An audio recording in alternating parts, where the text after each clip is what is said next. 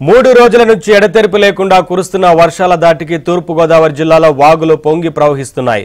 సీతానగరం మండలం బొబ్బిలంక మిర్తిపాడు గ్రామాల మధ్య ఉన్న వంతెన కొట్టుకుపోయింది. కోరుకొండ మండలం శ్రీరంగపట్నంలో బురద కలవ పొంగి ప్రవహిస్తుండటంతో రాకపోకలు నిలిచిపోయాయి.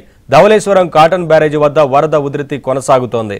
గోదావరి వరద ఉధృతికి సంబంధించి మరింత సమాచారాన్ని మా ప్రతినిధి రాజబాబు అందిస్తారు.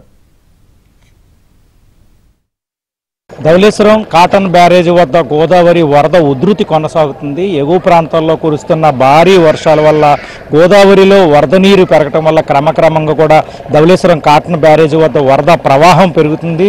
మనం ప్రస్తుతం రాజమండ్రి పుష్కర్ ఘాట్ దగ్గర ఉన్నాము. ఇక్కడ విజువల్స్లో చూడవచ్చు గోదావరమ్మ పరవళ్లు తొక్కుతూ పొంగి ప్రవహిస్తున్న దృశ్యాలను కూడా మనం విజువల్స్లో చూడవచ్చు.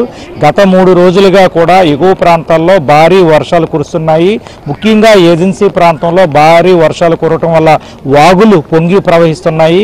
ఈ నేపథ్యంలో వివిధ ప్రాంతాల నుంచి పెద్ద ఎత్తులో వరద నీరు గోదావరిలో చేరడం వల్ల గోదావరి నీటి ప్రవాహం పెరిగి వరద ఉధృతి కూడా పెరుగుతుంది. ధవళేశ్వరం కాటన్ బ్యారేజీ వద్ద 4 లక్షల క్యూసెక్కుల వరద నీటిని దిగువకు విడుదల చేస్తున్నారు.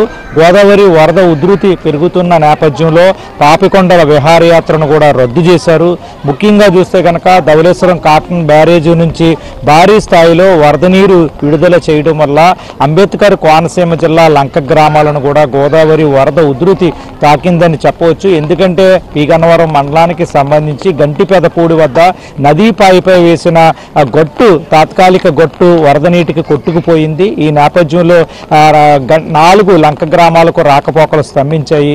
ఆ భూపతిపాలెం రిజర్వాయరు అదేవిధంగా ముసురుమిల్లి ప్రాజెక్టుకు కూడా వరద ఉధృతి పెరిగింది. అక్కడ మొత్తం రిజర్వాయర్లు పరిమితికి మించి ఇక్కడ వరద నీరు చిక్కుకోవడం వల్ల రిజర్వాయర్ల గేట్లు కూడా ఎత్తివేసి దిగువకు విడుదల చేస్తున్నారు. ఈ నేపథ్యంలో ఏజెన్సీ ప్రాంతంలో లోతట్టు ప్రాంతాలు కూడా జలమయమైన పరిస్థితి అయితే నెలకొంది. ప్రస్తుతం ఇక్కడ ఉమ్మడి తూర్పుగోదావరి జిల్లా వ్యాప్తంగా భారీ వర్షాలు కురుస్తున్నాయి.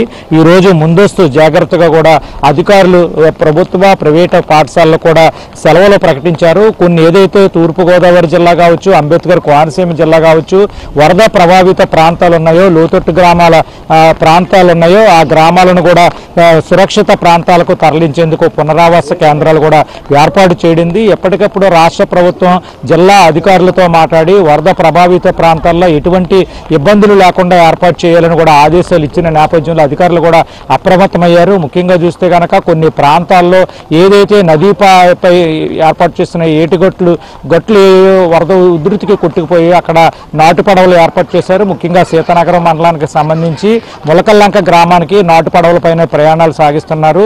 అదేవిధంగా కోనసీమలోని కొన్ని లంక గ్రామాలు కూడా నాటు పడవలపైన ప్రయాణం సాగిస్తున్నారు. ప్రస్తుతం వరద ప్రభావిత ప్రాంతాల్లో ఎటువంటి ఇబ్బందులు లేకుండా రాష్ట్ర ప్రభుత్వ ఆదేశాల మేరకు అధికారులు కూడా అన్ని జాగ్రత్తగా చర్యలు చేపట్టారు. కంట్రోల్ రూమ్లు ఏర్పాటు చేశారు. రెవెన్యూ అధికారులు కూడా ఈ వర్షాలు వరద ప్రభావం తగ్గే వరకు కూడా సెలవులు ప్రకటించారు. ఇది ఉమ్మడి తూర్పుగోదావరి జిల్లా వ్యాప్తంగా భారీ వర్షాలు కురవటం వల్ల ప్రజలు తీవ్ర ఇబ్బందులు పడుతున్న పరిస్థితి. వీడియో జర్నలిస్ట్ సతీష్తో రాజుబాబు, ఏబిఎన్ ఆంధ్రజ్యోతి,